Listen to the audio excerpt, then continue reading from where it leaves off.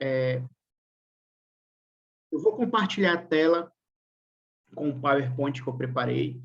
E, portanto, a ideia dessa conferência, ela é basicamente ter noções gerais acerca da natureza do crime, acerca da ação penal subjacente à natureza do crime, ter ideias gerais do que é um assistente, como se requer, quais são os prazos, posteriormente, do despacho de encerramento do inquérito,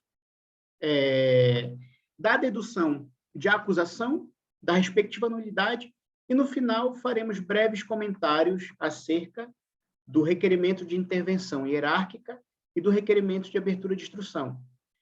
Nas minhas lives, eu costumo ser bastante democrático, portanto, caso queiram intervir ou fazer alguma pergunta em qualquer momento, fiquem à vontade. Caso tenham alguma dúvida que não seja inerente ao assunto em que nós estamos a tratar, também podem questionar, e, portanto, eu espero responder a todas as questões. E desta feita, iremos começar. Todos conseguem ver o PowerPoint? Sim. Ok, muito obrigado. Sim. Desde já, muito obrigado, doutora Sidneia, pela sua comparência.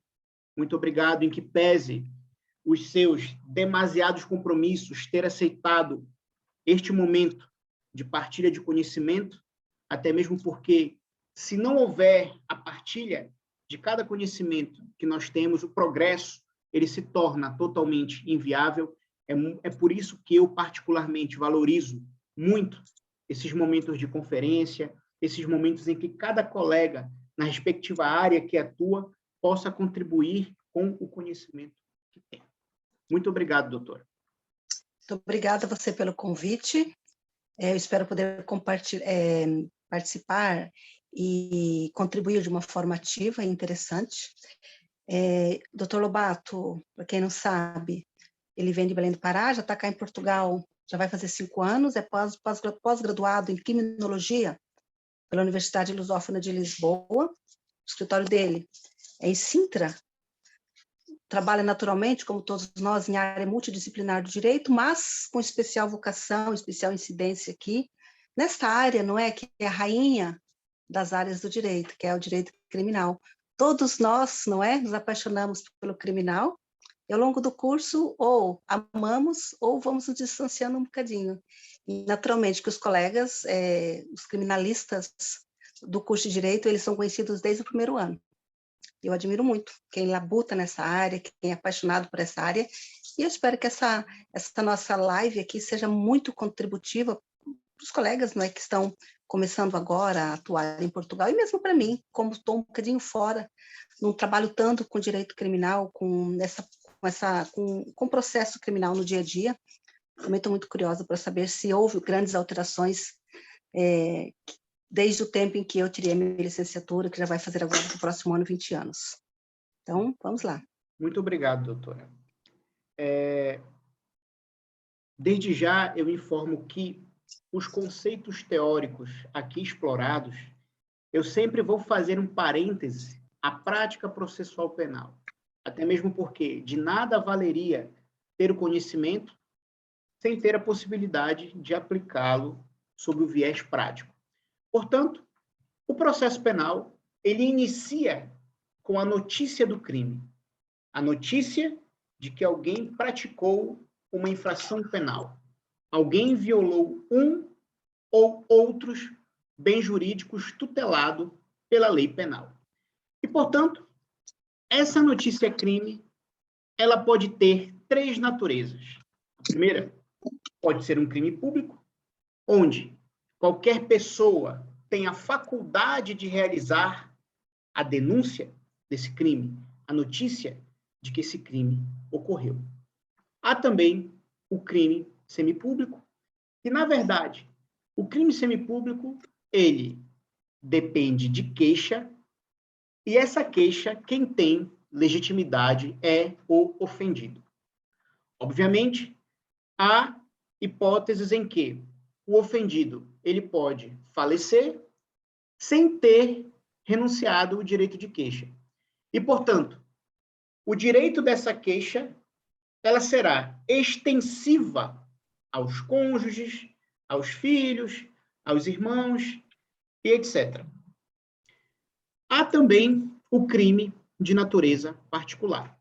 Da mesma forma em que o crime semipúblico, o crime particular, tão somente o ofendido tem legitimidade para efetuar a queixa, bem como o crime particular, para ele prosseguir, ele depende da constituição prévia de assistente, o que nós veremos mais adiante do que é que se trata.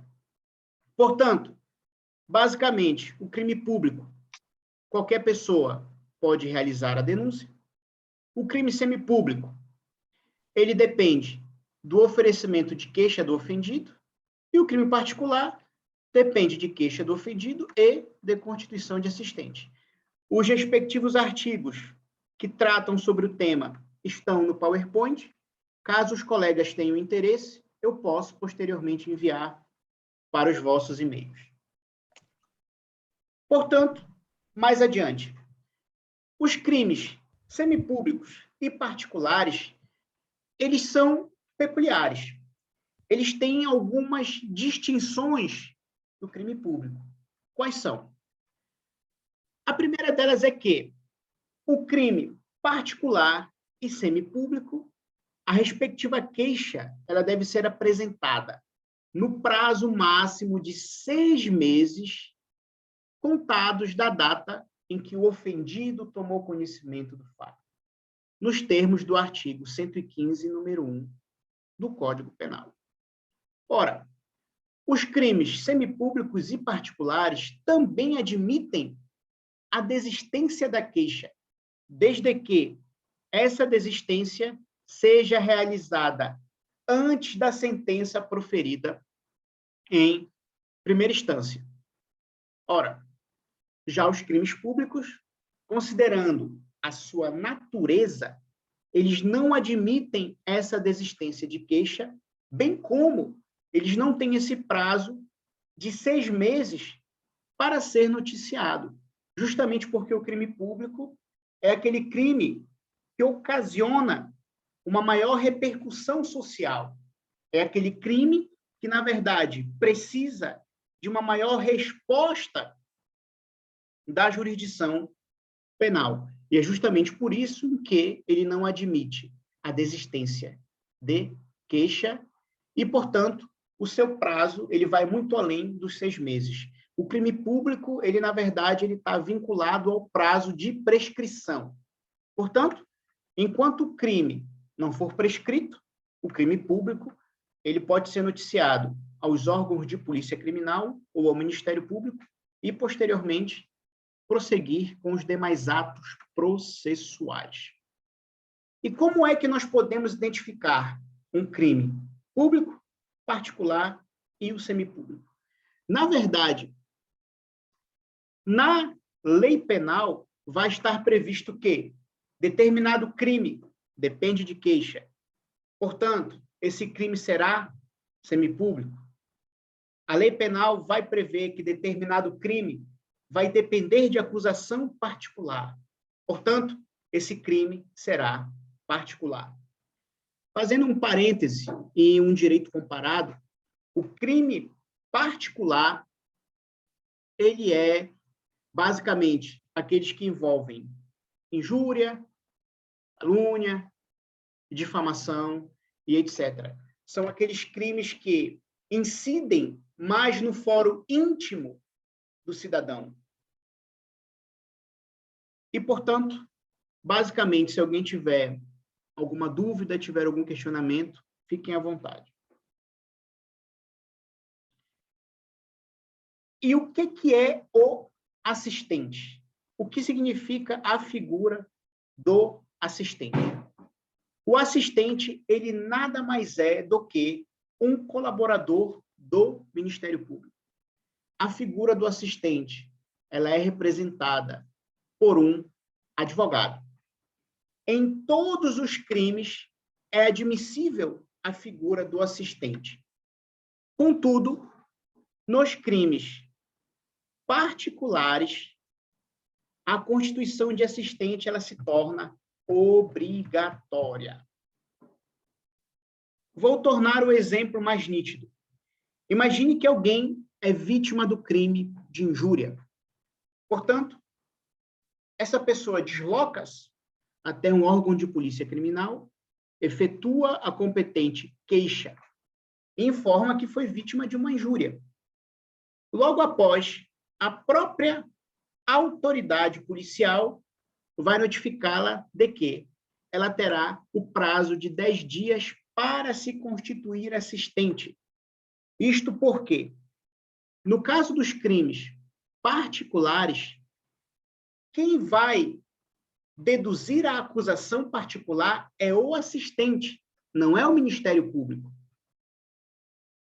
É justamente por isso que, nos crimes particulares, é obrigatória a prévia constituição de assistente no prazo de 10 dias, justamente porque, nesses casos, o Ministério Público não tem legitimidade para prosseguir com a dedução de acusação e a ação penal, obviamente. No caso dos crimes públicos e semipúblicos, a constituição de assistente ela é facultativa. E a constituição de assistente ela pode ser feita basicamente, repito, não é sempre, mas é basicamente a qualquer tempo. É claro que, a partir do momento em que eu me constituo assistente na fase, imaginemos, de recurso, eu vou ter que aceitar o processo no estado em que ele se encontra.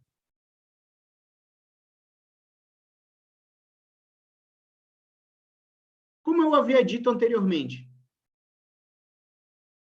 o prazo para requerer a constituição de assistente, no caso do crime particular, é de 10 dias, a contar da advertência do artigo 246, número 4, do CPP. Advertência essa, que é a advertência efetuada pela autoridade policial no momento de fazer a queixa.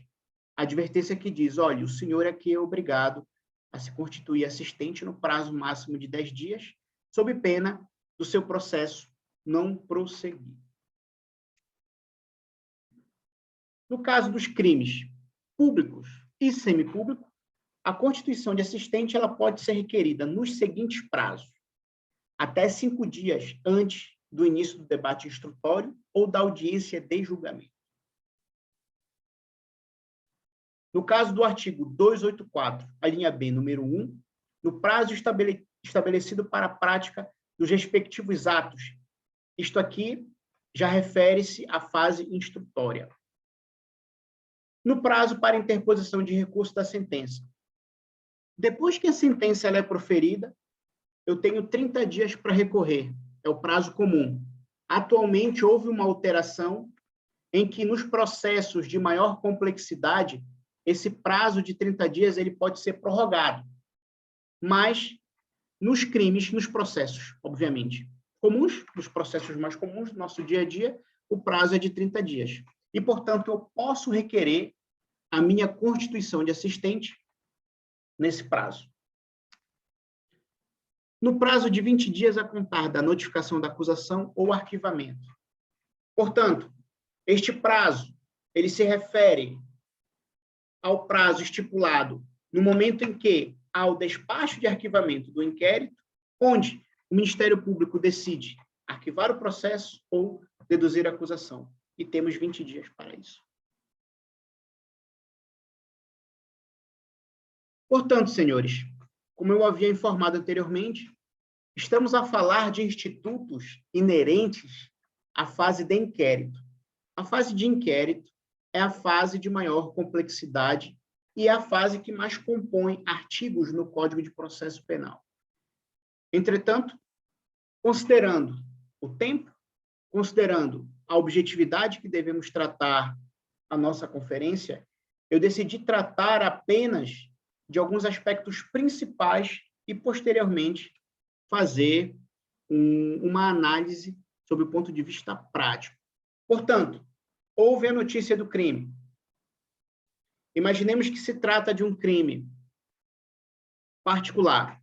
Houve a notícia do crime, houve a constituição de assistente, o Ministério Público, ele realizou as diligências que entendeu pertinente para a realização do inquérito, para a elucidação dos fatos, para elucidar quem praticou o crime e se efetivamente houve crime, e, portanto, a fase final do inquérito é justamente no seu despacho de encerramento. E no despacho de encerramento podem acontecer inúmeras circunstâncias. Quais são? Portanto, ao final do inquérito, o Ministério Público ele pode acusar pelos fatos indiciados. O que significa esses fatos indiciados? Imaginemos que o Ministério Público ele passou a apurar um crime de homicídio e, no decorrer do inquérito, ele encontrou prova indiciária. Essa prova indiciária pressupõe dizer que, caso o arguido seja submetido a julgamento, há fortes probabilidades dele ser condenado. Portanto, este é o conceito de prova indiciária trazida pela lei penal. E uma vez que o Ministério Público entende que houve essa prova indiciária, ele pode, obviamente, deduzir a acusação. Nos termos do artigo 283 do Código de Processo Penal. O Ministério Público pode também arquivar um crime e acusar por outros que, eventualmente, foram indiciados no decorrer do inquérito. Ou, obviamente, o Ministério Público ele pode arquivar totalmente o inquérito. O Ministério Público também pode arquivar em caso de dispensa de pena, nos termos do artigo 280, número 1 do CPP. Essa dispensa de pena, ela se refere aos casos em que a pena de prisão ela não supera 6 meses e há uma culpa diminuta do arguido. Portanto, nesses casos, o Ministério Público tem essa atribuição. Ou, obviamente, o Ministério Público pode, no final do inquérito, propor a suspensão provisória do processo. Obviamente que, desde que o arguido concorde. A suspensão provisória do processo, ela funciona naqueles crimes em que há a bagatela penal. Naqueles crimes em que a pena máxima não supera 5 anos, o arguido ele seja primário, o arguido ele demonstre um certo arrependimento, uma culpa diminuta, e que, no âmbito da suspensão provisória do processo e nas injunções que o Ministério Público vai aplicar, seja suficiente para efeitos de prevenção criminal. Portanto, na prática, alguém tem alguma dúvida? Se alguém tiver, se manifeste que eu não consigo ouvir. Até agora, tudo claro. Ok. Então, vamos prosseguir. Portanto, a suspensão provisória do processo é um instituto muito comum na prática, e quando os nossos arguidos eles têm alguma culpa no cartório, como costumamos dizer, é sempre bom tentar pugnar pela suspensão provisória do processo. Casos mais comuns são aqueles casos de condução sem carta, em que o arguido é primário, conduziu por poucos metros. Portanto, não se justifica submeter este arguido a uma infâmia de um julgamento com o risco de sofrer uma pena restritiva de liberdade, sendo que ele possui atributos subjetivos para que o seu processo seja suspenso.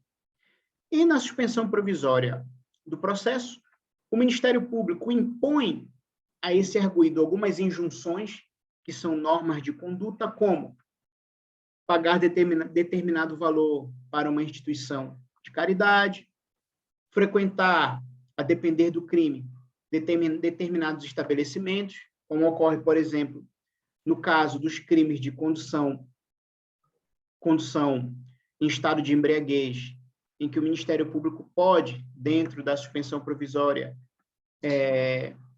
obrigar o arguido a frequentar determinadas palestras, instituições que possam lhe informar acerca dos nefastos efeitos do uso de álcool e, principalmente, sobre condução.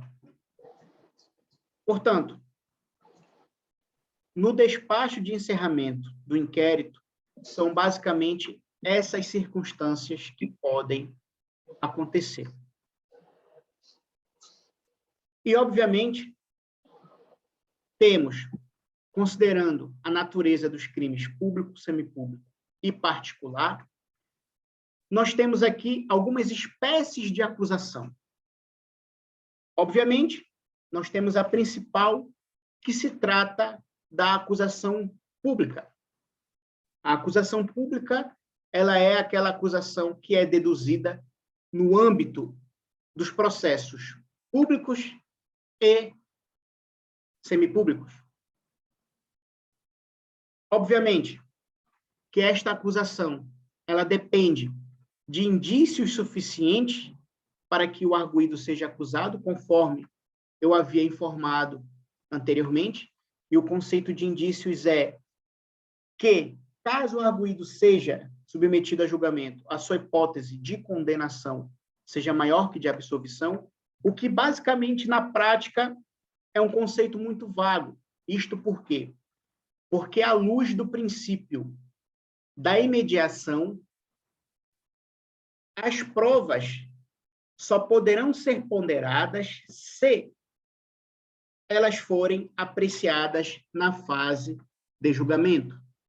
Por exemplo, imaginemos que, na fase de inquérito, uma determinada testemunha foi ouvida e as declarações dessa testemunha geraram indícios de que determinado arguido praticou um crime. Contudo, na fase de julgamento, essa testemunha não é ouvida. Portanto, o tribunal não irá ponderar as declarações dessa testemunha na fase de inquérito, porque ela tinha a obrigação de corroborar com seu depoimento na fase de julgamento. E, portanto, nesses casos, se só houve uma testemunha que viu ou que não viu, e essa testemunha não foi ouvida em julgamento, à luz do princípio da imediação, a prova que foi produzida na fase de inquérito não pode ser valorada para efeitos de convicção do tribunal. Este princípio ele está previsto no artigo 355 do CPP e é um princípio muito importante, porque muitas das vezes, infelizmente, os tribunais tendem a condenar o arguido por provas que não foram produzidas na fase de julgamento, e temos que estar muito atentos quanto a isso. Principalmente porque, às vezes, determinadas provas produzidas na fase de inquérito atribuem fortes indícios contra o arguido, mas na fase de julgamento, essas provas não são produzidas, ou essas provas não são ponderadas. E, portanto, podemos, obviamente, conseguir um resultado muito favorável com essa análise e a interpretar os princípios. Obviamente que na fase de dedução de acusação, o Ministério Público ele deve ter em conta os princípios de presunção de inocência em dúvio pro réu, obviamente, mas isso à luz da teoria. Na prática, nós sabemos que eles acusam por tudo e por nada, e nós temos a obrigação de dar o nosso jeito para tentar desvincular as teorias aplicadas pelo Ministério Público. E, portanto, a acusação ela deve conter, sob pena de nulidade, e eu vou me ater aqui, para não ficar muito enfadonho,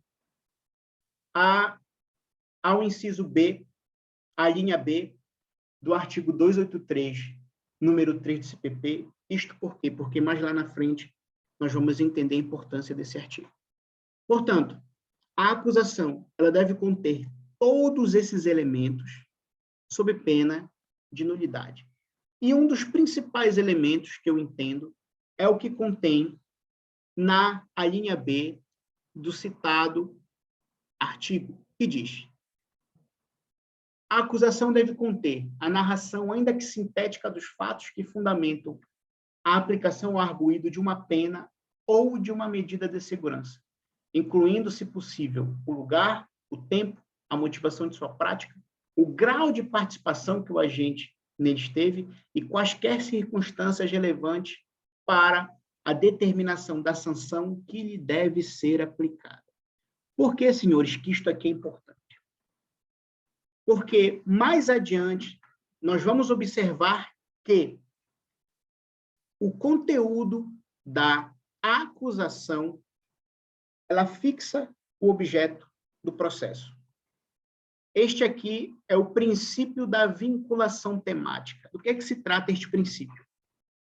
A partir do momento em que eu acuso o arguido por determinados fatos, o objeto do processo serão os fatos que contém na acusação. Portanto, na fase de julgamento, o tribunal não vai poder, em hipótese alguma, tratar de fatos que não contenham na peça acusatória. Obviamente que há a possibilidade de uma alteração substancial ou não substancial dos fatos, mas isso é outra história. O que importa para nós aqui é fixar a ideia de que os termos da acusação fixam o objeto do processo e o tribunal não pode, ao abrigo do princípio da vinculação temática, de maneira nenhuma discutir o que não está na acusação. Portanto, tudo que o tribunal discutir e não estiver na acusação, isto não pode ser levado em conta para a decisão do tribunal, sob pena de violação do princípio do contraditório e da presunção de inocência. E, portanto, por que eu salientei a linha B do artigo 283, número 3 do CPP? Porque, como a acusação ela é a peça processual mais importante do processo, ela deve conter todos os elementos que indicam que o arguido praticou um crime, nomeadamente se houve dolo, se houve culpa, como ele praticou, se alguém participou e etc. O que é importante compreender aqui é que a acusação ela tem por base o inquérito. Na prática, quando nós estudamos bastante o inquérito e fazemos um nexo de causalidade com a acusação, nós temos maiores probabilidades de desarticular essa acusação. Muitas das vezes, a acusação ela não vem conexa com a fase de inquérito. E é justamente nessas brechas em que nós podemos segurar e nós podemos obter a decisão mais favorável possível para os nossos clientes. Tendo por base esses conceitos, há também a acusação pelo assistente. A acusação pelo assistente, ela pode ser feita nos casos dos crimes públicos e semipúblicos. Imaginemos que num determinado crime de natureza pública, vamos imaginar que o meu pai foi assassinado. Meu pai não tinha seus pais, não tinha mulher, e sobrou a mim, filho dele. Nesse caso, eu poderia me constituir assistente neste processo e, após a dedução de acusação do Ministério Público, eu poderia acusar no prazo de 10 dias. Mas lembre-se de um detalhe. Essa acusação, ela não é livre. Ela é uma acusação estreitamente vinculada. Conforme eu expliquei, a acusação pública, ela vincula o objeto do processo. Portanto, na minha acusação, na acusação do assistente, eu só poderei acusar pelos mesmos fatos do Ministério Público, por parte deles ou por outros que não importem alteração substancial. E vocês poderiam me questionar do que é que se trata essa alteração substancial. Essa alteração substancial nada mais é do que há uma acusação. No decorrer do julgamento, imaginemos que o processo se trata de um crime de furto. E uma testemunha informa que viu que o arguido ele rompeu uma porta para praticar o furto. Portanto, a partir do momento em que há o rompimento dessa porta, o meu furto de simples, ele passa a ser qualificado. Esse furto qualificado, ele não foi deduzido na acusação.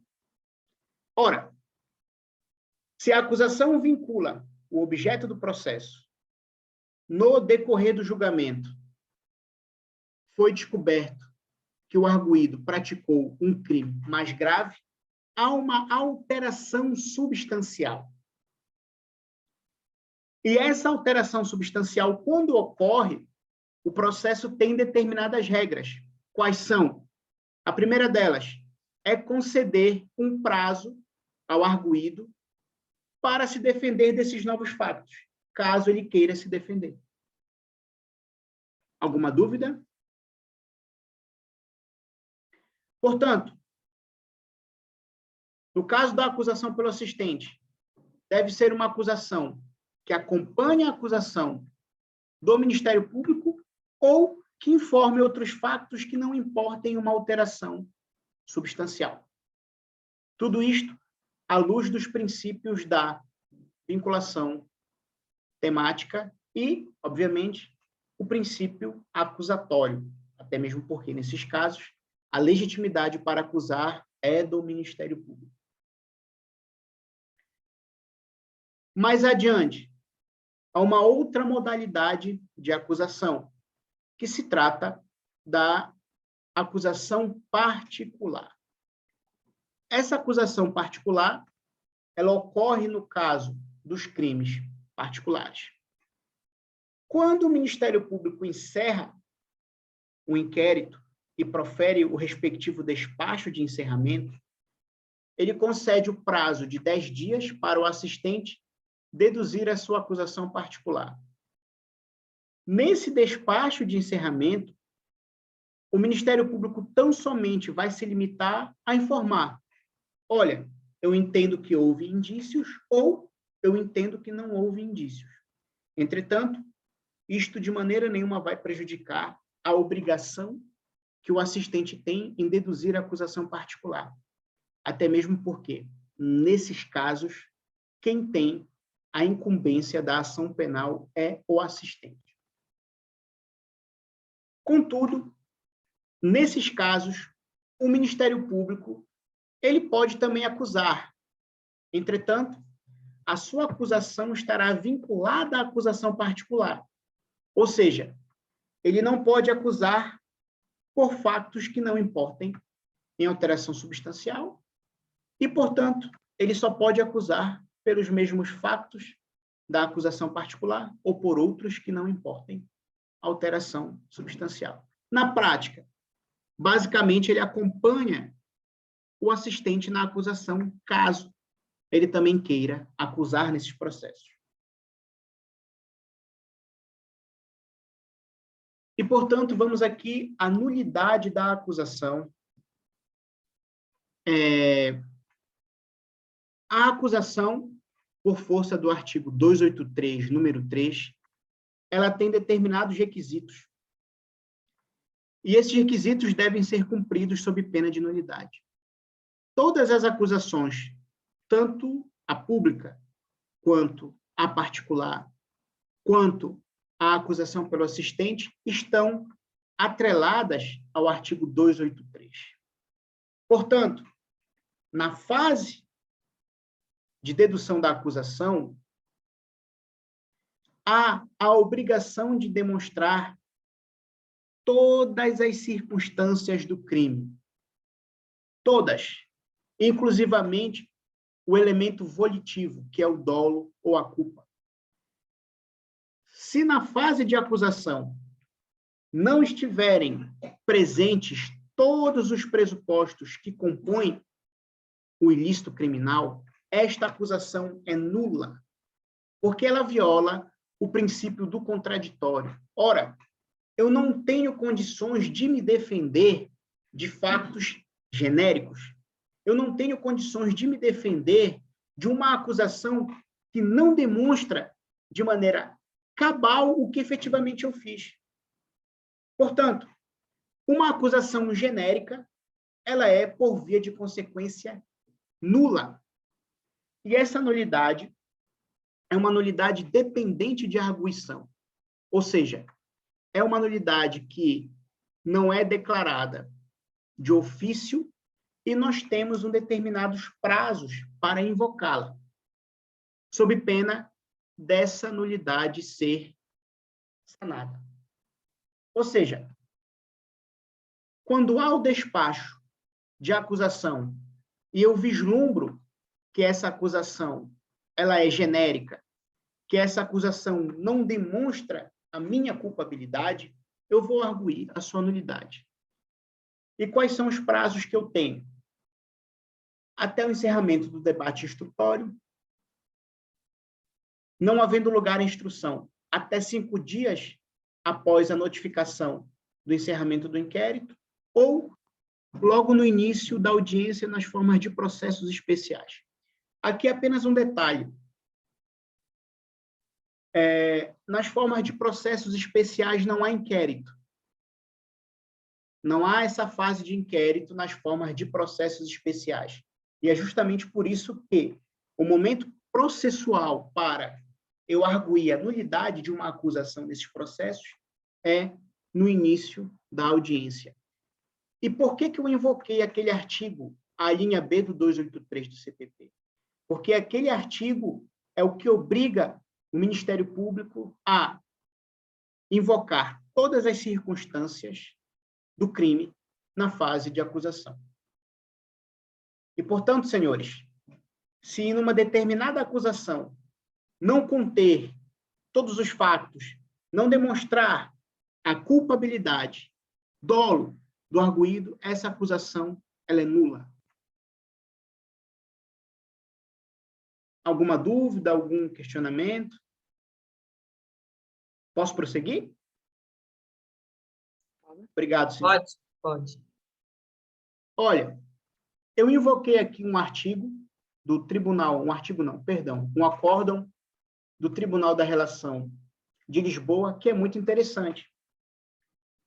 E eu vou ler aqui o primeiro parágrafo dele, que diz o seguinte: é necessário, quanto ao dolo, verter numa acusação uma exigência da atuação dolosa do agente na realização do facto típico, acrescendo como elemento emocional ao conhecimento e vontade de realizar o facto típico, traduzindo-se na indiferença ou oposição da vontade do agente aos valores protegidos pela norma, e que terá que constar da peça acusatória.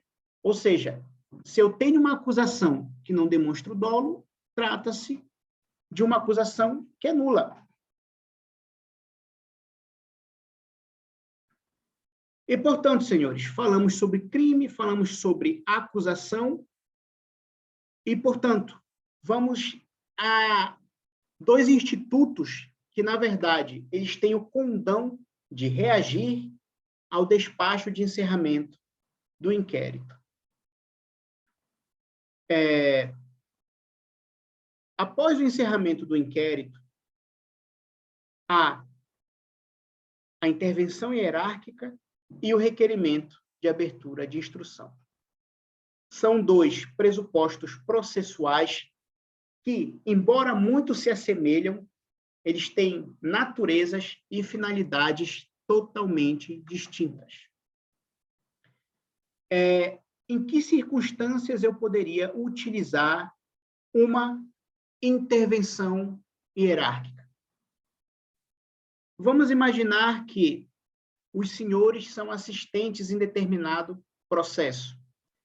À luz do artigo 69 do Código de Processo Penal, o assistente ele pode requerer provas, requerer diligências, requerer a realização de perícias e etc. Imaginemos que o assistente requereu que determinadas testemunhas que viram o fato criminoso fossem ouvidas. O Ministério Público, por sua vez, ignorou o requerimento do assistente. Não ouviu essas testemunhas. E essas testemunhas, elas poderiam atribuir indícios contra o arguido. Ao final do inquérito, o Ministério Público, ele profere um despacho de arquivamento e informa que não encontrou indícios contra o arguido no processo. Ora bem, o Ministério Público, ele ignorou totalmente o requerimento do assistente em que apresentava para ele as provas indiciárias para que este arguido fosse acusado. Ora, nós recebemos o despacho de arquivamento do inquérito e nos questionamos o que fazer agora diante desta situação. Nós poderemos utilizar tanto o requerimento de abertura de instrução quanto a intervenção hierárquica. Mas, nesse caso, o remédio adequado é o requerimento de intervenção hierárquica. Isto por quê? Porque o requerimento de intervenção hierárquica, ele pode fazer com que o Ministério Público produza essas provas que foram requeridas e não foram confeccionadas. Ele pode fazer com que o Ministério Público deduza a acusação e, portanto, ele pode alterar esse cenário de arquivamento para uma acusação. E, no caso do assistente, esse é o interesse dele. Portanto, vamos imaginar aqui, eu recebi o despacho de arquivamento. E, portanto, eu vou agora, nesse momento, preparar o meu requerimento de intervenção hierárquica. Esse requerimento, ele tem o prazo de 20 dias. Esses 20 dias, eles são contados após o requerimento de abertura de instrução não puder ser requerido. E o meu requerimento, ele vai ser direcionado para o superior hierárquico do Ministério Público. Eu já tive um caso muito parecido, em que eu era assistente, as únicas provas que haviam eram provas testemunhais, o Ministério Público não quis ouvir as minhas testemunhas, encerrou o inquérito com despacho de arquivamento e, portanto, para o seu superior hierárquico, eu fiz um requerimento de intervenção hierárquica e solicitei que essas testemunhas fossem ouvidas. Quando as testemunhas foram ouvidas, ficou claro que havia indícios contra o arguido. E foi aí deduzida uma acusação. Portanto, o condão da intervenção hierárquica é produzir as provas que o Ministério Público não produziu e deduzir a acusação. Alguma dúvida? Ficou claro? Portanto, senhores, quando o Ministério Público ignorar nossos requerimentos e proferir um despacho de arquivamento que nos seja desfavorável, nós podemos utilizar a intervenção hierárquica para que essas provas sejam produzidas e que sejam os indícios fortemente claros no processo para que seja deduzida a acusação. Já o requerimento de abertura de instrução, previsto no artigo 286 do Código de Processo Penal, ele tem uma natureza diversa. No caso da intervenção hierárquica, obviamente, só quem tem o interesse de requerê-la é o assistente. O arguido ele não vai ter o interesse de requerer provas para que lhe sejam atribuídos indícios e que ele seja acusado. É uma questão lógica. Portanto, vamos utilizar aqui um exemplo prático. O requerimento de abertura de instrução, ele é um instituto, infelizmente, menosprezado, porém, para quem sabe manejá-lo, ele é um instrumento muito importante. E se nós tivermos razão no processo, ou tivermos habilidade jurídica, o processo pode morrer ali, na fase de instrução, e evitar que um arguido seja submetido a julgamento. Portanto, a instrução, ela visa a comprovação judicial da decisão de deduzir a acusação ou de arquivar o inquérito em ordem a submeter ou não a causa ao julgamento.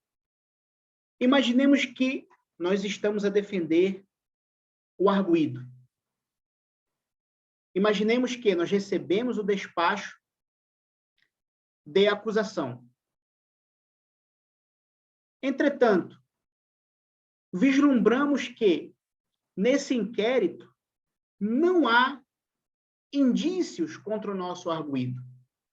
E, portanto, nós vamos poder requerer a abertura de instrução para informar ao juiz de instrução que não há indícios e que esse arguido não deve ser pronunciado. Ou seja, esse arguido não deve ser submetido a julgamento.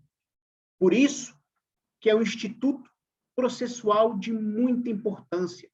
Além de que, na fase de instrução, eu poderei alegar as eventuais nulidades do inquérito, eu poderei invocar se há prescrição ou não, e etc. E não só. No início, nós falamos sobre a natureza dos crimes. E distinguir a natureza dos crimes é muito importante, sobretudo nesta fase. Por quê? Vamos imaginar que nós recebemos um processo em que o nosso arguido é acusado de violência. Alguma dúvida, doutor Paulo? Ok. Desculpa. O nosso arguido ele foi acusado de violência doméstica. Entretanto, nós discordamos da qualificação jurídica atribuída pelo Ministério Público. Nós entendemos que houve ofensa à integridade física simples. Portanto, nós vamos poder requerer a abertura de instrução para desclassificar o crime de violência doméstica para ofensa à integridade física simples. Ora, o crime de ofensa à integridade física simples é um crime semipúblico. E imaginemos que, nesse processo em questão, não houve queixa do ofendido para iniciar o processo. Ora, se não houve queixa e é um crime semipúblico, o Ministério Público não teria legitimidade para deduzir a acusação. E, portanto, se nós conseguíssemos essa desclassificação, e em consequência da desclassificação, através de uma questão de formalidade processual, nós poderemos, desde já, evitar que o arguido fosse submetido a julgamento. É justamente por isso que, todas as vezes que eu recebo um processo, eu tento analisar bastante o inquérito, tento vislumbrar se há brecha ou não, porque se tiver alguma, eu vou requerer instrução.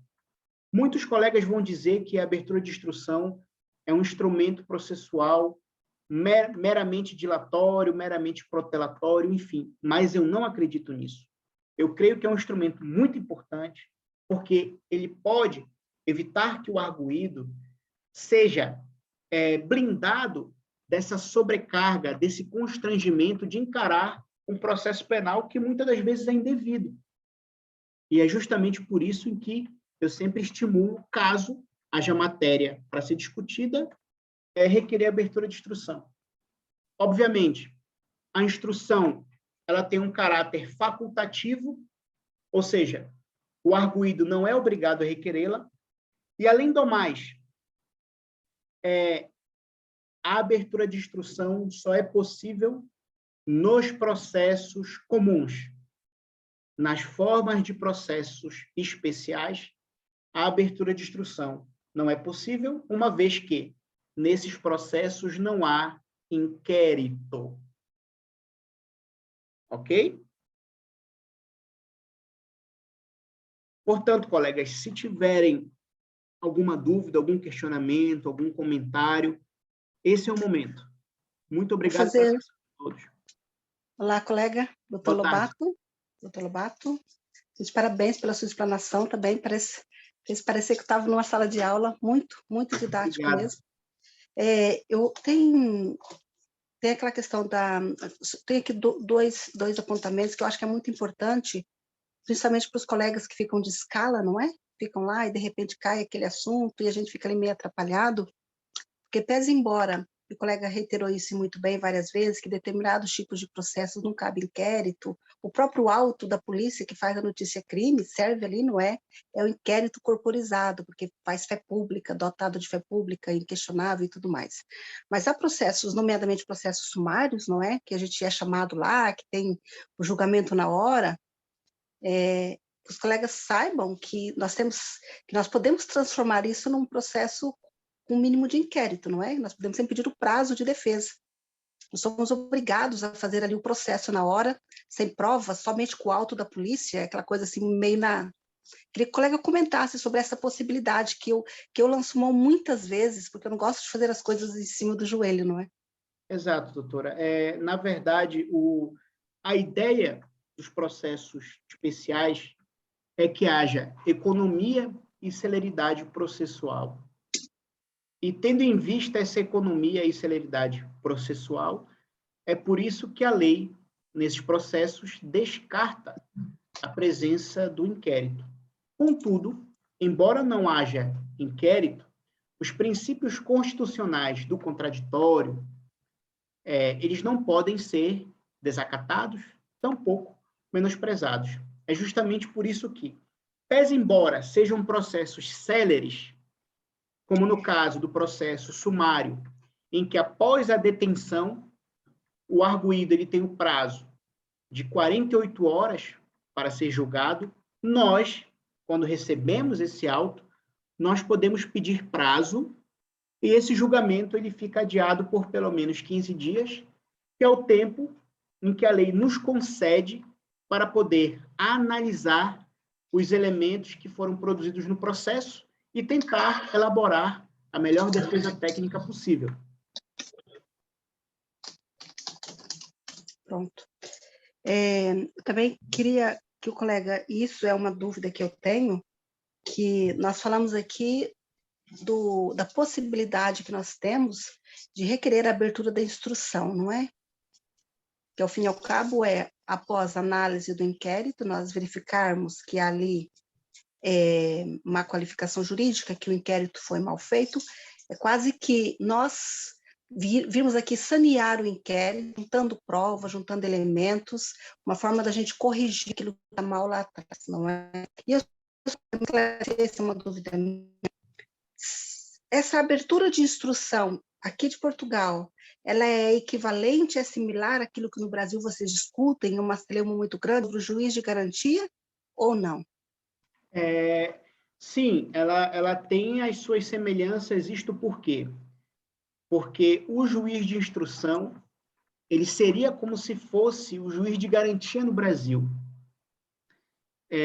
Entretanto, em que pese essa questão da competência, Na legislação brasileira, ainda não há esse instrumento específico denominado requerimento de abertura de instrução. Isto ainda não há. Contudo, o juiz de garantia que foi consagrado na legislação brasileira equipara-se ao juiz de instrução criminal, que é o juiz incumbido de acompanhar o inquérito, realizar o primeiro interrogatório de arguido detido, analisar o requerimento de abertura de instrução, efetuar a quebra do sigilo telefônico e etc. Exato, aplicar algumas medidas de coação.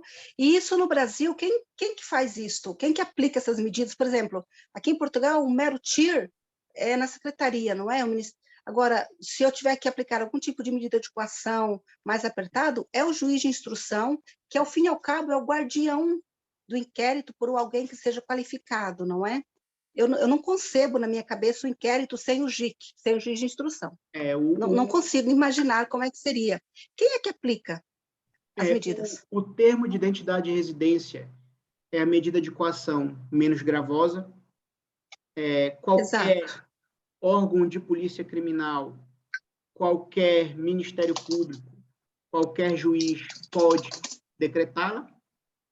Basicamente, é uma medida em que o arguido informa onde ele mora, como ele pode ser contactado e que, caso ele se ausente do país, ele tem a obrigação de informar ao tribunal, caso ele se ausente por mais de 5 dias. Doutor Paulo, tem alguma dúvida? Obrigado a todos. Colega, me ouve bem? Sim, cheguei agora. Eu gostaria de, se puder, assim, explanar um pouco mais sobre a sua estratégia, que eu vi aqui. Como a doutora Sidneia falou, volta e meia nós temos processos que temos a notícia crime. Nos casos que o colega percebe que não há uma queixa pela uma vítima, pelo ofendido ou ofendida, de que forma atacaria essa falha para talvez atacar uma instrução nesse sentido? Há uma necessidade que a queixa seja sempre recomendada a ser feita? Porque às vezes eu falo para alguns clientes meus, vai logo de início, vá numa esquadra e já faça a sua queixa, seja online ou não, para depois vermos se é um caso do inquérito ser mais robusto. Então, só para ver como é que seria a sua forma de estratégia quanto às queixas. Ok. Eu costumo utilizar exemplos em que eu já presenciei. Vamos imaginar o crime da moda, que é vulgarmente conhecido como violência doméstica. Hoje em dia, em que pese os requisitos da violência doméstica sejam estreitos, infelizmente, o Ministério Público interpreta qualquer ato de agressão no seio familiar como violência doméstica. Já me aconteceu uma vez de um casal discutir e o vizinho denunciar. Ora, violência doméstica, crime público, qualquer pessoa pode denunciar, até aí, tudo bem. Entretanto, eu requeri abertura de instrução justamente porque, no meu entendimento, não houve violência doméstica. Houve uma ofensa à integridade física simples. Este é um crime semipúblico. Ok. E, como tal, ele depende de queixa do ofendido. Ora, vamos fazer um arcabouço do início do processo. O processo iniciou com a queixa do vizinho. O Ministério Público deduziu a acusação por violência doméstica. Entretanto, na fase de instrução, ficou claro que se tratou de um crime de ofensa à integridade física simples, que, por sua vez, não houve queixa da suposta ofendida, que era a vítima. Ora, na ausência de queixa, o Ministério Público não teria legitimidade para prosseguir com a ação penal. E justamente por isso, o arguido não foi pronunciado e o processo ali encerrou. Então, basicamente, a estratégia que eu sempre utilizo é analisar o inquérito do início ao fim e tentar fazer um raciocínio lógico se as provas e os factos ali indiciados pelo Ministério Público correspondem ao que consta no inquérito. Outra coisa muito importante e que brevemente eu pretendo falar são sobre as nulidades do inquérito, que há muitas, mas na prática os colegas, infelizmente, respeito a estratégia de cada um, mas têm o hábito de, foi deduzida a acusação, no julgamento logo se vê. Eu, pelo menos, não penso assim. Eu acho que, se for possível, evitar esse fardo do arguido de não ir a julgamento, melhor. Eu também sou muito da estratégia de suspender, fazer a suspensão do processo, principalmente, não é? Agora, também é uma questão muito importante, que houve uma alteração relativamente recente, que é a possibilidade, que eu acho absurda, do Ministério Público requerer, em audiência de julgamento, as declarações prestadas pelo arguido em sede de inquérito. Falando naquela questão do princípio da mediação da prova, não é? Uhum. Repara, é um direito do arguido ficar calado, é um direito que ele assiste. Ele pode não prestar declarações. Então, a gente tem que estar muito atento com os nossos clientes, quando eles têm a verdade toda, têm a narrativa toda. Eles vão lá na fase do inquérito, prestam declarações, em sede de julgamento, o Ministério Público está ali com as declarações que ele tem, não é?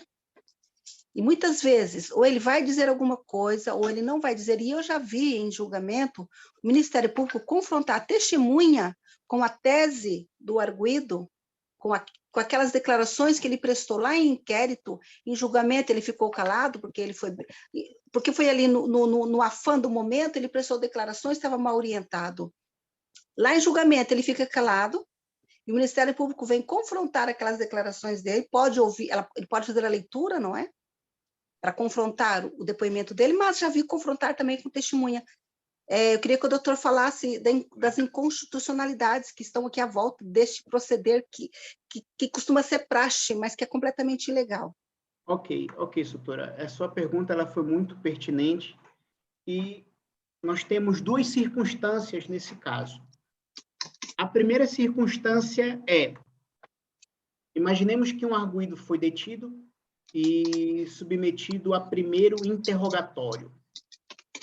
Se nesse momento o arguido decidir falar, essas declarações que ele prestou, elas poderão ser valoradas na fase de julgamento. Portanto, no início da audiência, ele é advertido quanto a isso, e ele decide se fala ou não. Obviamente, é o que a lei prevê. Quanto a mim, eu entendo que seja algo manifestamente inconstitucional. Por quê? Porque no primeiro interrogatório de arguido detido, o arguido ele pode ser submetido a uma prisão preventiva. E, portanto, naquele momento de desespero, de angústia, de ter a sua liberdade obstruída, ele vai querer falar como se tivesse uma postura colaborante. Ou seja, estou aqui, estou a falar, estou a colaborar. Portanto, com base nessa colaboração, eu vou tentar que o juiz de instrução amenize as minhas medidas de coação. Portanto, se o arguido fala naquele momento, o que ele disse ali pode ser lido em julgamento e o juiz pode valorar como prova para sua condenação ou absolvição. Em relação às declarações prestadas pelo Ministério Público, essas declarações já não. O que acontece é que, se o arguido fala perante o Ministério Público e em julgamento se mantém em silêncio, nesse caso, o Ministério Público só pode ler as declarações do arguido se ele concordar. É por isso que, na prática, quando, imaginemos, às vezes a gente pega o processo no meio do caminho. e o arguido já falou, já fez e aconteceu no inquérito, e a gente tem que resolver o problema no julgamento. Se ele falou na fase perante o Ministério Público, eu me recuso à leitura. E, portanto, nesse caso, essas declarações não são lidas. Mas tem, doutora, um detalhe muito interessante, e isso pode ser utilizado a nível de estratégia processual. Essa questão da leitura do primeiro interrogatório de arguido detido tem uma brecha. Qual é? Imagine que o processo tem vários arguidos. E um deles falou naquela fase de primeiro interrogatório judicial de arguido detido. Falou. E as declarações desse arguido prejudicou os demais. Entretanto, na fase de julgamento, se ele for perguntado por algum dos colegas e se recusar a falar, o depoimento dele não tem validade. Se eu não estou enganado, essa previsão está no artigo 345 do CPP. Se não me falha a memória, mas eu posso procurar direito depois enviar aos senhores. Muito pertinente, muito relevante, porque eu acho isso uma espécie de uma bomba, não é? Exatamente. É uma bomba que explode em julgamento, ao fim e ao cabo. Exatamente. Então, o processo... Não é uma bomba, é uma granada, que eles tiram o pino e no julgamento eles jogam no meio da sala. Inclusivamente, há também as declarações para memória futura, que é muito relevante, muito pertinente também. Que elas são produzidas na fase de inquérito, mas já valem como prova na fase de julgamento, sendo uma total transgressão ao princípio da imediação. Geralmente, nessa matéria, costumo muito fazer, como eu estava falando com o colega, a gente não faz muito... eu não faço criminal, só faço, geralmente, violência doméstica, eu sou sempre pela vítima, nunca pelo acusado, não é? Mas tem crimes que justificam, não é? Naturalmente, quando a gente fala de crime de abuso sexual, não é? Que as pessoas, o trauma da pessoa faz com que ela, para a defesa do organismo dela, da mente, vai escamoteando, porque ela faz tratamentos, então aquilo vai fluindo, não é, ao longo do tempo, e é bom que assim seja. Então, crimes de natureza sexual é importante, não é, que haja essa colheita de prova imediata para que não saia efetivamente alguém impune ali naquela história, não é? Então, eu sou um bocadinho a favor nestes casos. Só que tem um pequeno detalhe também, doutora. Essas declarações, em que pese poderem ser valoradas na fase de julgamento e forem produzidas na fase de inquérito, elas só têm validade se forem lidas. Muitas das vezes, o juiz de julgamento, ele fundamenta a sua decisão nas declarações para memória futura, mas essas declarações não foram lidas em julgamento. E, portanto, uma vez que não foram lidas, não há possibilidade do arguido se pronunciar, havendo uma violação do contraditório e, portanto, esta prova, uma vez que não foi lida, não pode ser valorada. Não, mas isso depois, naturalmente, né? Isso aí é uma insuficiência na própria audiência, mas você, como, no caso em concreto, como advogado, não é da parte aqui da vítima, é importante. Agora, eu só queria fazer aqui um pequeno apontamento, né, relativamente àquilo que o colega disse muito bem, mas é a menina dos meus olhos, a questão da violência, na área criminal, a questão da violência doméstica, a questão dos abusos, não é? Que acontece tanto contra homem contra mulher, não tem a ver com sexismo, mas sim com... eu estava já em Portugal na altura em que mudou, alterou-se aqui a natureza jurídica do crime de violência doméstica. Em Portugal vigorava aquele princípio de que em briga de marido e mulher ninguém mete a colher. Exato. Não é? Ninguém mete a colher. E então, por conta de de crimes que aconteciam, ou de abusos que eram reportados, e lá está do desistir da queixa, não é? Vai lá, desiste, senão eu te mato, ou então vai lá, desiste, senão eu largo.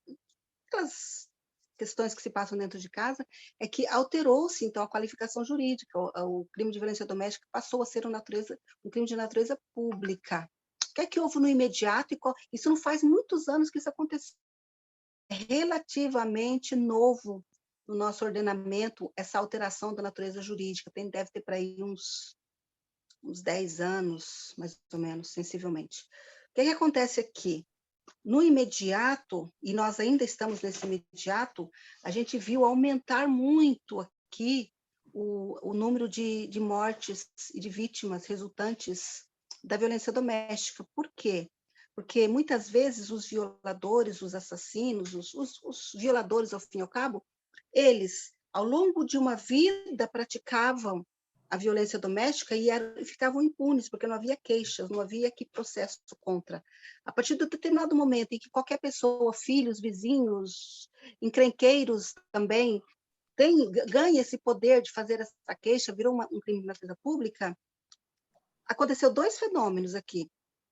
Houve um aumento imediato aqui das vítimas, porque os violadores viram-se e vêm-se muitas vezes acuados, não é?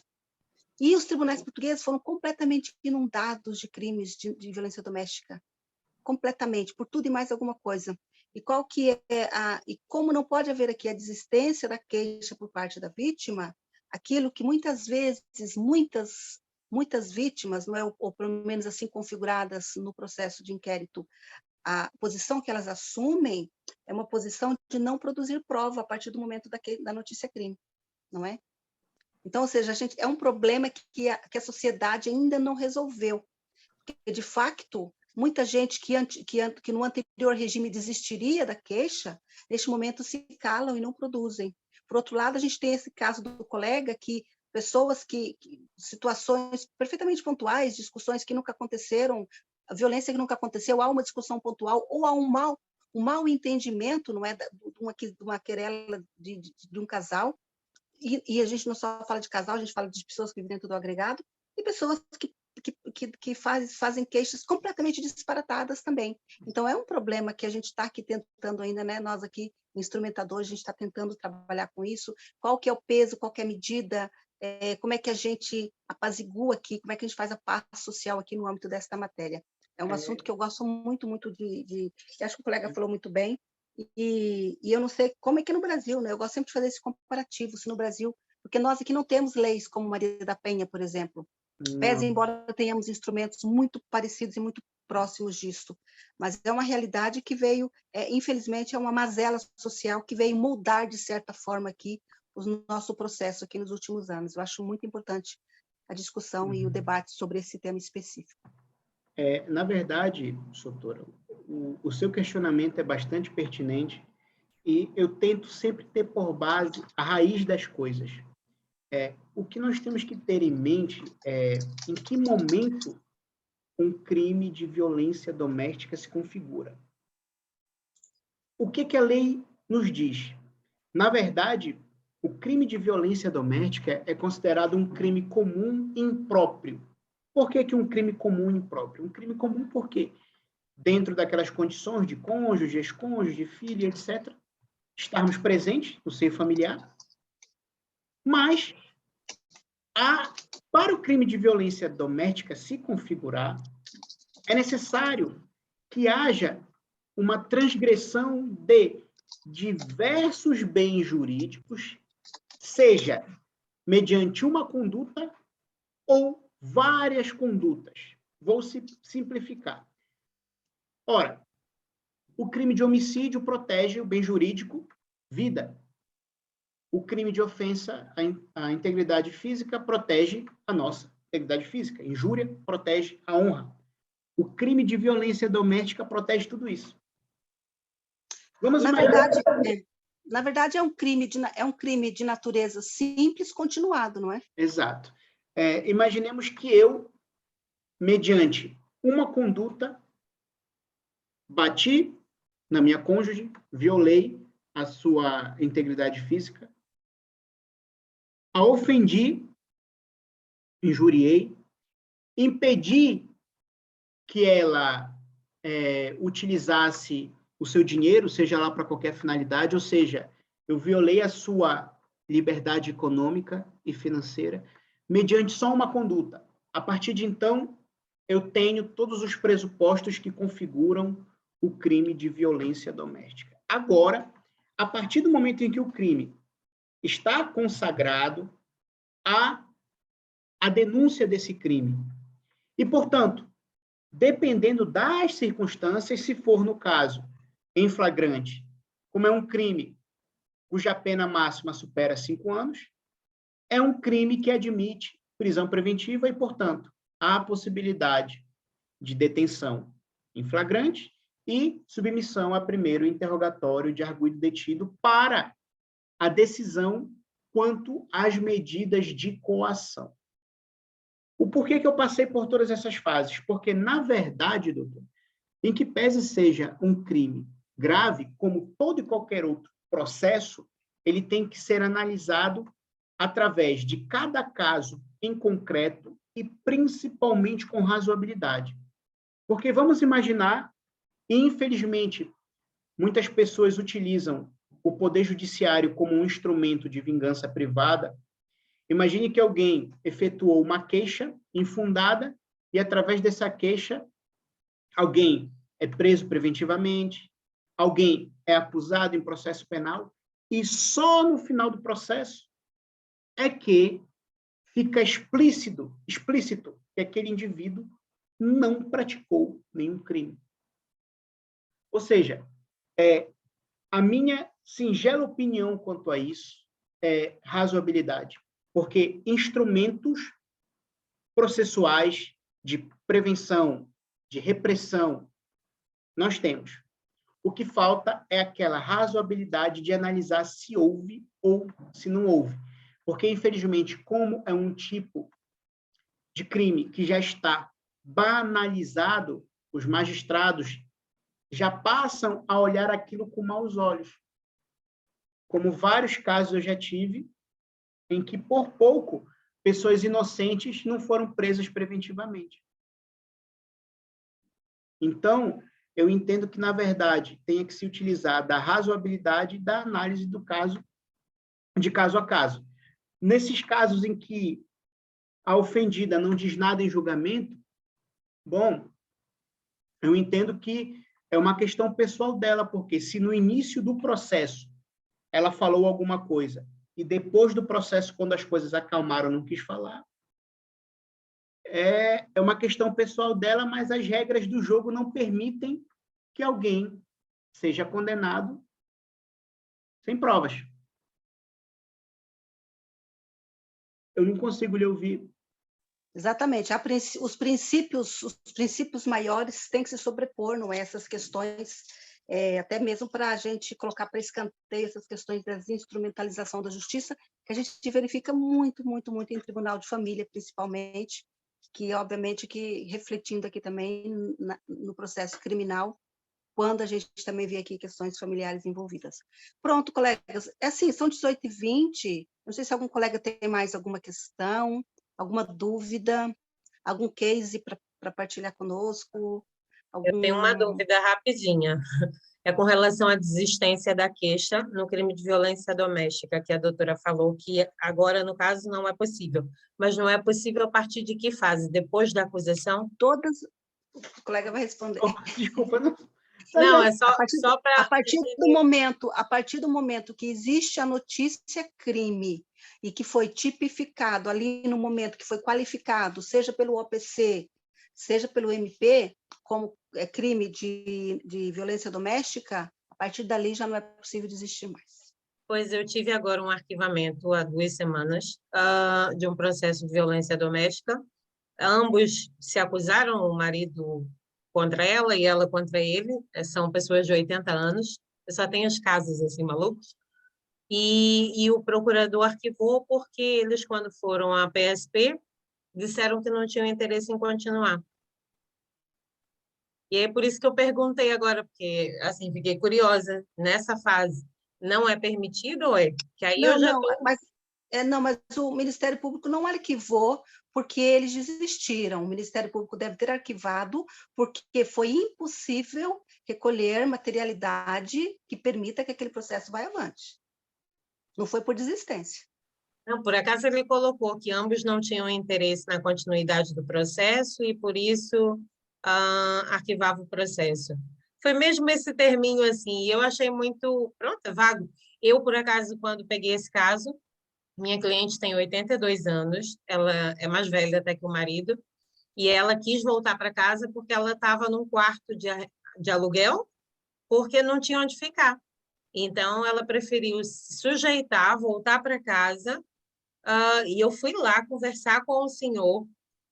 Eu nem sei, eu sou meio maluca, eu fui à casa com ela quando ela voltou, conversei com ele e disse a ele que se ele fizesse alguma coisa contra ela, eu colocava ele na cadeia. Mas, assim, foi uma coisa aí, depois arquivou e eu, pronto, olha, mas pelo menos eles estão se entendendo, mas achei muito estranho, por isso perguntei.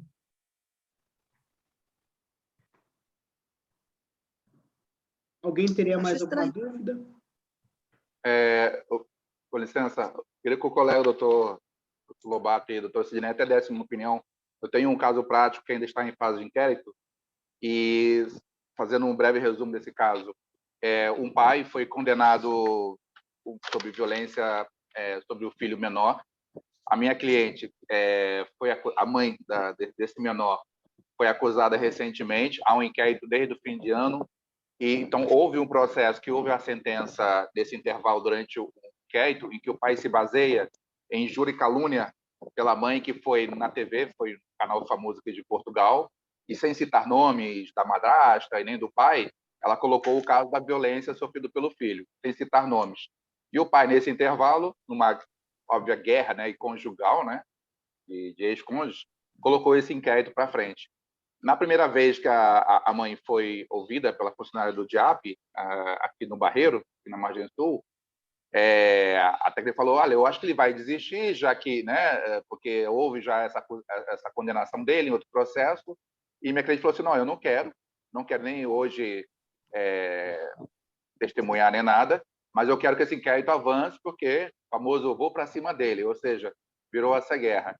Na segunda convocação, aí eu pude acompanhá-la, ela ratificou mesmo que quer que o inquérito avance e chegue até nível de instrução, sendo que está muito assim não palpável essa coisa de injúria, mas o pai tem toda essa acusação e eu creio que a única prova que vai ser juntada vai ser a gravação que ela deu na televisão, sendo que ele teve uma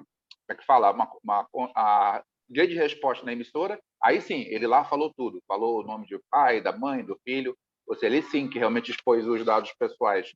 E nesse dia que eu fui, não sei se foi uma estratégia correta, gostaria da opinião dos colegas, eu levei e juntei a cópia da sentença onde o pai foi condenado, para que o Ministério Público possa ver qual foi a base que a mãe, né, teve durante a entrevista, né, da matéria em que foi falar de violência doméstica sofrida por menores e mães, né, que é a grande fatia, né, infelizmente, da violência doméstica aqui em Portugal e em outros lugares.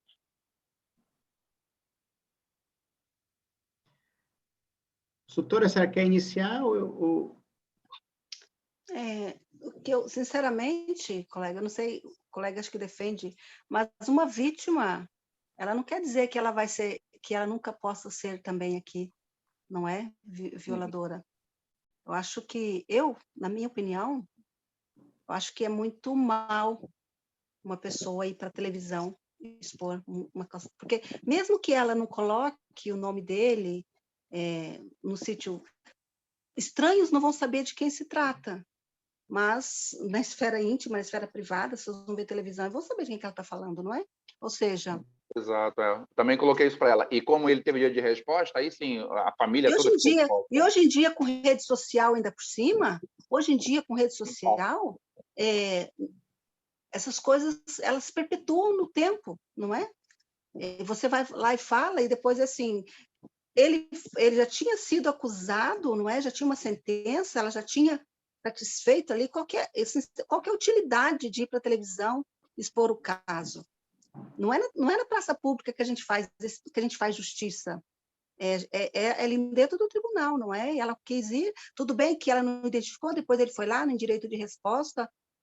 Sinceramente, agora, Agora, uma coisa que não sei se o colega falou, se falou, eu estava um caso não percebi, mas eu vou lá e eu faço uma acusação contra o doutor Marcolino. Uma acusação qualquer, certo? Falo qualquer coisa. Olha, o colega esteve no meu escritório e levou um código meu. Uma coisa banal, não é? E passado, o colega é ouvido, é constituído arguido por conta daquele facto, não é? E passado 2 semanas eu encontro o meu código, ou opa, mais alguém teve no escritório, eu vou lá e quero desistir da queixa. É um direito do doutor Marcolino não aceitar a minha existência. É um direito seu querer que haja uma decisão judicial que considere que eu fiz ali uma acusação contra si que não tem qualquer cabimento. E essa minha acusação, completamente ligeira, pode reverter contra mim. O colega, com essa sentença, ou com esse meu pedido de desistência, esse acatamento do Ministério Público, já que é um crime de natureza meramente particular, não é? Sim, sim. E o Ministério Público não tem que se opor ou não, o colega pode pegar isso e virar o jogo contra mim, denúncia caluniosa, entendeu? Então, assim, nessa cadeira de família em que um foi acusado ou foi acusado, é preciso as pessoas pensarem muito bem antes de praticarem certos fatos que se perpetuam aqui no tempo e no espaço e viram uma bola de neve. E a criança vai ver isso no futuro quando acessar o YouTube, não é? Ao fim e ao cabo. Não, nem me fale. Só para mais detalhes, a madrasta acusou o filho e o próprio juiz fez né, segundo comentários, né, eu não participei do processo em que o pai foi condenado, que houve até violência pelo filho, como filho atleta, faz de esporte, teria mais porte físico e tentar inverter a situação de valores, né, da violência, e sim que o filho foi o agressor até, mas enfim, no final, entre aspas, né, não vou poder comentar muito, fez a justiça perante o pai. Agradeço aí, realmente eu também não iria por essa... Doutor Lobato, tem aqui também algum comentário aqui sobre esse assunto, mas é um caso interessante, mas é bola de neve também, não é? Da violência contra menor, agora estamos indo para injúria e calúnia. Agora, a questão do princípio da intervenção mínima do direito penal. Há coisas em que, sinceramente, não se vale a pena levar a juízo, ter-se um processo, ter-se o constrangimento de comparecer perante um tribunal, correr o risco de sofrer um castigo penal por eventuais banalidades. Portanto, acompanho a opinião da colega em tótum. Agradeço aí a todos. Gente, que calor. Nem me fale. Portanto, alguém tem mais alguma coisa? Algum comentário? Não, agradeço aí o conteúdo hoje. Doutor Lobato, muito obrigada, foi muito, muito, muito enriquecedor. Eu acho que foi uma aula mesmo, muito obrigada também. Vamos marcar outras vezes assuntos assim de interesse e da vida prática nossa, ao fim e ao cabo, né? Todos os dias a gente lida com isso aqui. Não é? Muito obrigada mesmo pela sua aula, tá bem? De nada, eu agradeço a senhora por aceitar esse convite, agradeço de coração a participação de todos. Obviamente, se não tivessem vocês, não faria sentido estarmos aqui essa sexta-feira, durante, basicamente, 1h30, e discutir assuntos jurídicos, assuntos práticos. O meu objetivo, obviamente, é continuar periodicamente trazendo conteúdos, trazendo matéria para compartilhar conhecimento. Eu deixei o meu e-mail na caixa de mensagem, portanto, se alguém quiser o PowerPoint, se alguém tiver algum esclarecimento, se alguém precisar de alguma ajuda, eventualmente, estamos totalmente à disposição. É maravilhoso esse intercâmbio que a gente faz. Seria tão bom se os outros colegas se interessassem, cada um falasse sobre alguma coisa, né? alguma célula do direito, que a gente precisa também de estar atualizado, e ninguém sabe tudo, e ninguém sabe todas as matérias, os colegas que trabalham com comercial, que trabalham com propriedade intelectual, era muito bom a gente despertar neles, não é? Essa vontade de partilha, não é? Ao fim e ao cabo. É verdade, doutora. Bom, então é isso. Muito obrigado pela participação de todos e que Deus abençoe a todos. Obrigado. Muito obrigada. Até logo. Bom fim de semana para todos. Obrigada. Obrigado.